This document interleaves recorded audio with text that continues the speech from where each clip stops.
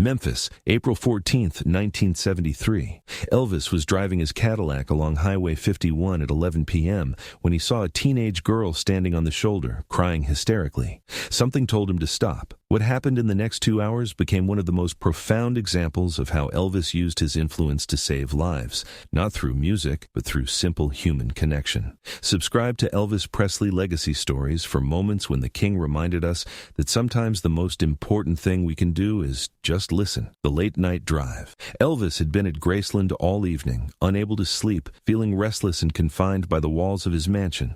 On nights like this, he often took drives alone through Memphis, seeking the solitude and freedom that came with being behind the wheel on empty roads. He had dismissed his security detail, something he did occasionally when he needed complete privacy. He got into his gold Cadillac Eldorado and headed out onto Highway 51, a route he'd driven thousands of times since his teenage years. The night was clear and cool, perfect for driving with the windows down and the radio off, just the sound of the engine and his own thoughts for company. Elvis was thinking about his career, his marriage, the pressures that never seemed to ease no matter how successful he became. But what Elvis didn't know yet was he was about to have the most important conversation of his life. The girl on the shoulder. At approximately 11 p.m., Elvis's headlights caught a figure on the shoulder of the highway ahead. As he got closer, he could see it was a teenage girl, maybe 16 or 17, standing near the guardrail, crying so hard her whole body was shaking. Something about the scene felt deeply wrong. The girl wasn't walking along the road or waiting by a broken-down car. She was just standing there, facing the guardrail, her hands gripping it tightly, her body language suggesting she was at the end of something. Elvis had driven past thousands of people over the years. He had learned to keep moving, to maintain his privacy, to let security handle situations that required intervention. But something about this girl made him pull over. He stopped the Cadillac about 30 feet past where she stood and got out. The girl didn't notice him at first, too lost in her own distress to register that a car had stopped. Wait until you see what happened next. "Miss, are you okay?" The girl spun around, startled, wiping at her face. Even in the dim light from his car, Elvis could see she'd been crying for a long time. Her eyes were swollen, her face blotchy and red. "I'm fine," she said automatically, her voice cracking. "Please, just go." Elvis took a few steps closer but kept distance between them, not wanting to frighten her. "I don't think you're fine. Can I help you with something?" The girl looked at him more carefully now, squinting in the darkness. Her eyes widened with recognition. "Oh my God, you're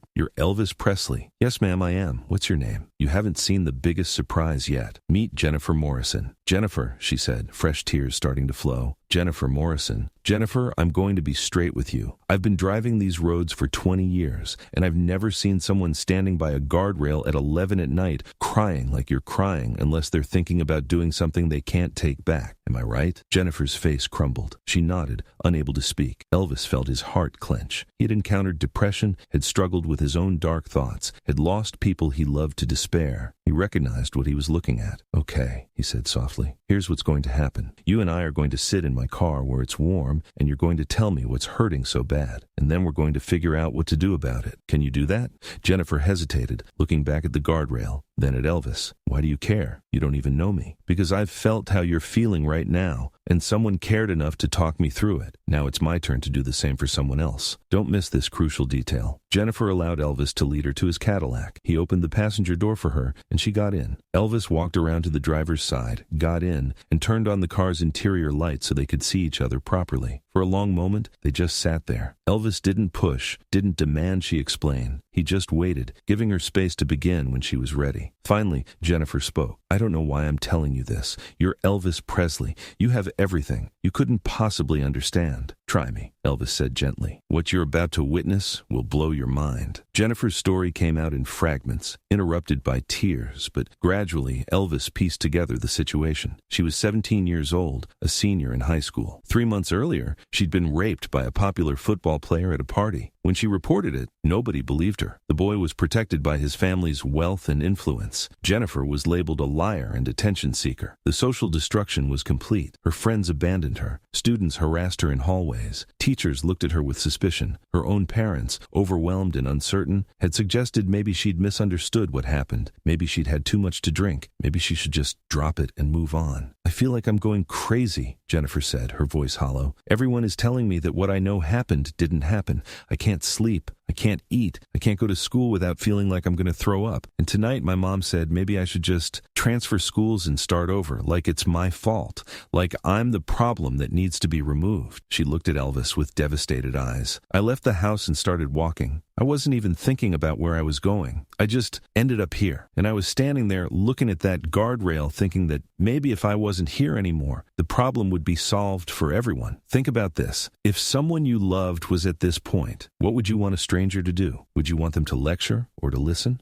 Would you want them to judge or to understand? Elvis listened to all of this without interrupting, his own eyes filling with tears as Jennifer's story unfolded. That's when the real magic began. When Jennifer finished, Elvis sat quietly for a moment, collecting his thoughts. Then he began to speak, and what he said would stay with Jennifer for the rest of her life. Jennifer, I need you to hear me clearly. What happened to you was not your fault, not one bit of it. The rape wasn't your fault. People not believing you isn't your fault. Your friends abandoning you isn't your fault. None of this is on you. He turned in his seat to face her fully. I know what it's like when the whole world seems to be telling you that your truth isn't real. When I started performing, people said rock and roll was the devil's music, that I was corrupting youth, that everything I knew to be true about my music and myself was wrong. It's a particular kind of pain when the world rejects your reality, but it's not the same, Jennifer protested. You were right and they were wrong, and everyone knows that now. I'm just a girl nobody believes. You're not just anything, Elvis said firmly. You're Jennifer Morrison. You're 17 years old. You survived something terrible, and now you're surviving something else terrible. Having your truth denied. That takes immense strength. Hold on. This story has an incredible continuation.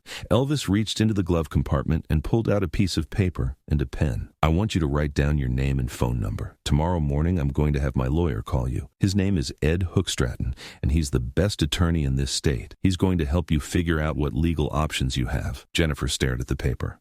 I can't afford a lawyer like that. You don't need to. I'm paying for it, and I'm going to do something else. I'm going to call a doctor I know, a woman named Dr. Patricia Sanders. She specializes in helping young people who've been through trauma. She's going to help you process what happened and find ways to cope that don't involve standing by guardrails. Why are you doing this? Jennifer asked, her voice breaking again. You need to know this incredible detail. Because I can, Elvis said simply. Because I have resources and connections that you don't have, and it's my responsibility to use them when I see someone who needs help. But more than that, because I believe you, Jennifer. I believe every word you told me, and I want you to know that at least one person in this world sees your truth and honors it. Jennifer broke down completely, sobbing so hard she could barely breathe. Elvis reached over and held her hand, letting her cry, not trying to fix her pain, but just bearing witness to it. When her tears finally subsided, Elvis asked a crucial question. Jennifer, can you promise me something? Can you promise me that you won't hurt yourself tonight, that you'll go home, that you'll be here tomorrow to meet with my lawyer and my doctor? Jennifer was quiet for a long moment. I don't know if I can promise that. Elvis understood the honesty in her answer. Okay, then here's what we're going to do. I'm going to drive you home. I'm going to talk to your parents, and I'm going to make sure you're not alone tonight. Can you agree to that? You do that? I'm doing it right now. But the most touching moment was still to come. Elvis drove Jennifer to her house, a modest home in a working-class Memphis neighborhood. When they pulled up, Jennifer's parents came rushing out, having been frantically searching for their daughter for hours. Jennifer, where have you been? We've been worried sick, her mother cried. Elvis got out of the car and introduced himself. Mr. and Mrs. Morrison, my name is Elvis Presley. I found Jennifer on Highway 51. She's safe, but she's not okay. Can we all go inside and talk? Jennifer's parents were stunned into silence, trying to process why Elvis Presley was standing in their driveway with their daughter. But they led everyone inside to their small living room. What happened in the next hour was difficult but necessary. Elvis, with Jennifer's permission, explained what she had told him about the assault and its aftermath. He watched Jennifer's parents' faces cycle through shock, denial, guilt, and finally understanding. I know this is hard, Elvis said. I know you want to protect your daughter by making this go away. But making it go away means Jennifer carries it alone, and she can't do that. She needs you to believe her, to fight for her, to be on her side no matter what. Wait until you hear what happened after. Jennifer's father, a factory worker who had always taught his daughter to avoid trouble, broke down crying. I thought I was protecting her by telling her to let it go. I thought I was helping her move forward. You can't move forward from something you're forced to pretend didn't happen, Elvis said gently. She needs to know you believe her. She needs to know you're with her. Jennifer's mother reached for her daughter, pulling her close. I believe you, baby. I'm so sorry. I believe you. That moment, Jennifer held by her mother while her father wept and promised to support her, was when the tide began to turn. Elvis stayed for another hour, talking with the family, making plans. He wrote down his personal phone number at Graceland and told Jennifer she could call any time, day or night, if she felt overwhelmed. Before he left, he spoke with Jennifer privately one more time. What you're feeling right now, this pain, this hopelessness, it's not permanent. I know it feels like it will last forever, but it won't. And you have people who are going to help you through it now. My lawyer, my doctor, your parents who finally understand. You're not alone anymore. Thank you, Jennifer whispered. You saved my life tonight. You saved your own life by being honest about how you were feeling. I just helped you see that your life is worth saving. Incredible revelation coming up. True to his word, Elvis had his lawyer Ed Hookstratton call Jennifer the next morning. Hookstratton took her case pro bono, guided by Elvis's instructions to do whatever it takes to get her justice. The case was difficult, but with proper legal representation and Jennifer's courage in pursuing it, the truth eventually came to light. The boy who assaulted her was ultimately charged and convicted. It took 2 years, but Jennifer got her vindication. Dr. Patricia Sanders worked with Jennifer throughout those 2 years, helping her process the trauma and develop coping mechanisms. Elvis paid for every session, never asking for recognition or gratitude. But more importantly, Elvis checked in with Jennifer regularly. He called every few weeks to see how she was doing, to encourage her, to remind her that she mattered. When she graduated high school, he sent flowers and a card. When she started college, he sent a scholarship check. But here's something most people don't know. Jennifer wasn't the only person Elvis helped this way. After that night on Highway 51, Elvis made it his unofficial mission to watch for people who seemed to be at the edge. He would stop to help stranded drivers, talk to people who looked distressed, and intervene when his instincts told him someone was in crisis. Red West later revealed that Elvis kept a list of crisis hotline numbers in his car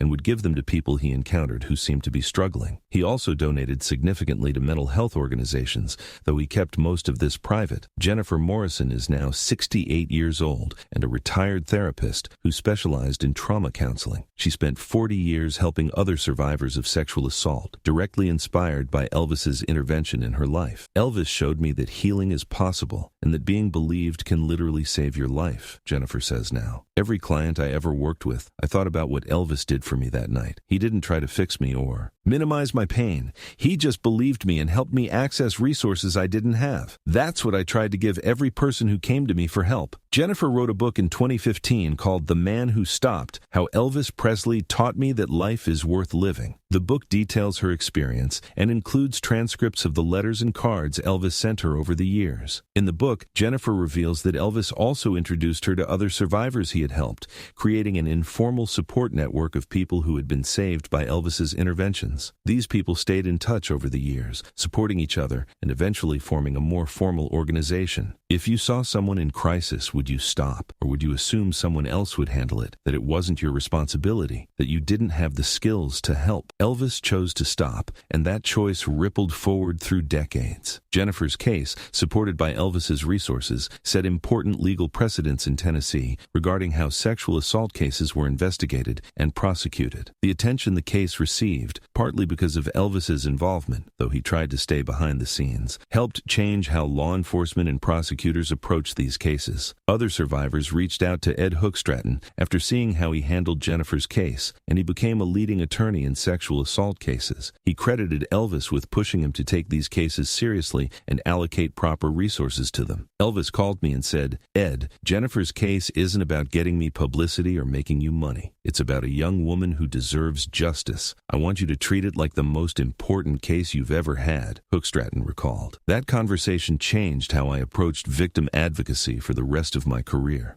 Wait until you hear what happened after. Elvis's encounter with Jennifer also influenced his approach to his own mental health struggles. Friends noted that after that night, Elvis became more open about his battles with depression and more willing to seek help when he needed it. Meeting Jennifer reminded Elvis that asking for help isn't weakness, it's wisdom, Joe Esposito said. He saw how close she came to a permanent solution to a temporary problem, and it scared him. He started being more honest with us about when he was struggling. Elvis also became more vocal in private about the importance of mental health resources. He funded several mental health clinics in Memphis and Tennessee. though he kept this quiet, not wanting attention for his charitable work. The clinics he funded provided free or low-cost counseling to people who couldn't afford it otherwise. Over the past 50 years, these clinics have helped tens of thousands of people, many of them young people in crisis similar to Jennifer's situation. Jennifer's organization, The Hand That Stopped, now works nationally to train people to recognize signs of crisis and intervene appropriately. The training program has been taken by over 50,000 people, including teachers, law enforcement officers, clergy, and ordinary citizens. Elvis taught us that you don't need to be a trained therapist to save a life, Jennifer explains.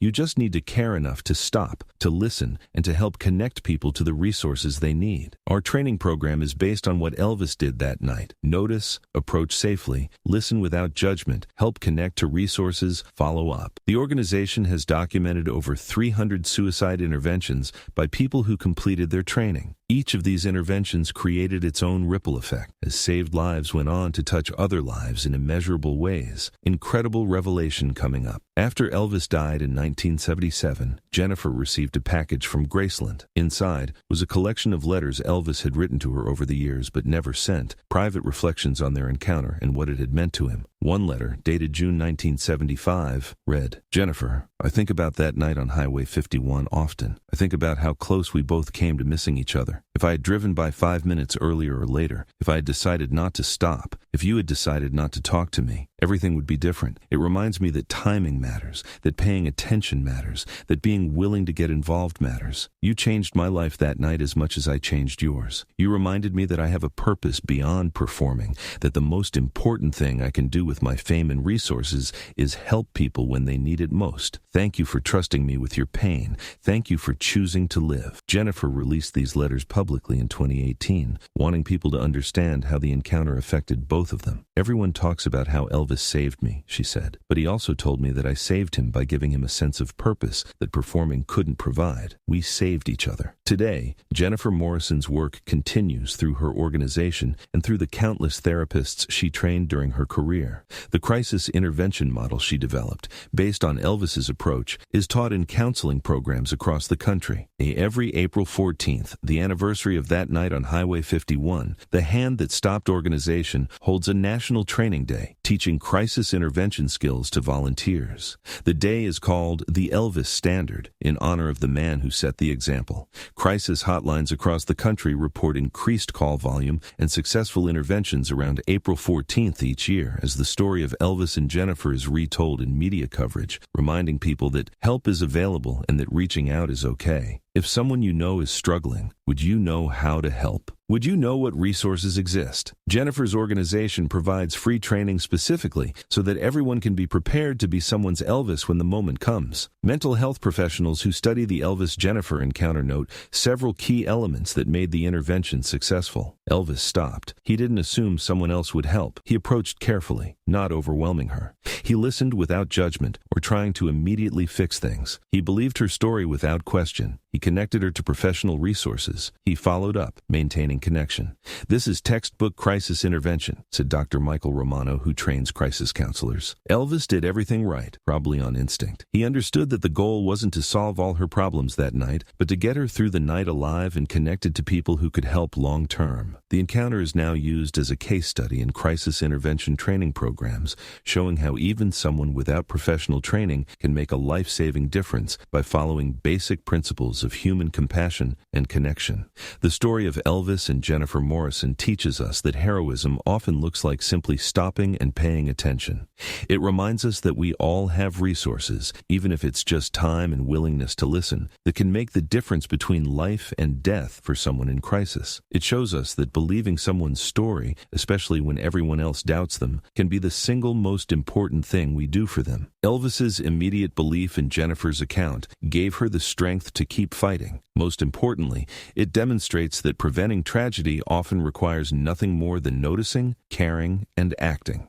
Elvis didn't have special training that night. He just had human empathy and the willingness to get involved when every instinct of fame told him to keep driving. How many Jennifer Morrisons are on our highways, in our schools, in our communities right now? How many are one conversation away from choosing life or death? What would our world look like if more of us had Elvis's instinct to stop? Over 50 years later, people still talk about the night Elvis saved a teenager's life, not with music or fame, but with simple human compassion. It wasn't his biggest concert or most famous song, but it might have been his most heroic moment, a demonstration that true power is using whatever resources you have to help someone who desperately needs it. In a world where we're often told not to get involved, to mind our own business, to let professionals handle things, this story reminds us that sometimes the most important intervention is just being willing to stop and care. Jennifer Morrison lived to become a therapist, a wife, a mother, a grandmother, and a force for good who helped thousands of people through their darkest moments. All of that, almost, didn't happen. The difference was one man who decided to stop his car on a dark highway. That's why this story matters. It reminds us that we are all potentially one decision away from saving a life, and that the measure of our humanity is whether we're paying enough attention to recognize those moments when they come. That April night in 1973, Elvis Presley proved that being the king of rock and roll meant using your platform to do more than entertain. It meant using your humanity to help heal. He showed us that the most important conversations happen not on stage, but in quiet moments when someone needs to be heard, believed, and connected to hope. Jennifer Morrison came to that highway thinking her story was ending. Elvis helped her see it was just beginning a new chapter. She lived another 50 years and counting, touching thousands of lives because one person cared enough to stop. If this story moved you, please know, if you're struggling, reach out. Call the National Suicide Prevention Lifeline at 988. And if you see someone struggling, be their Elvis. Stop, listen, connect them to help. Subscribe to Elvis Presley Legacy Stories to discover more moments when the King showed us that saving lives is the greatest performance of all. Share this story because someone in crisis needs to know that their life matters, that their story deserves to be believed, and that tomorrow can be different because that's what real kings do.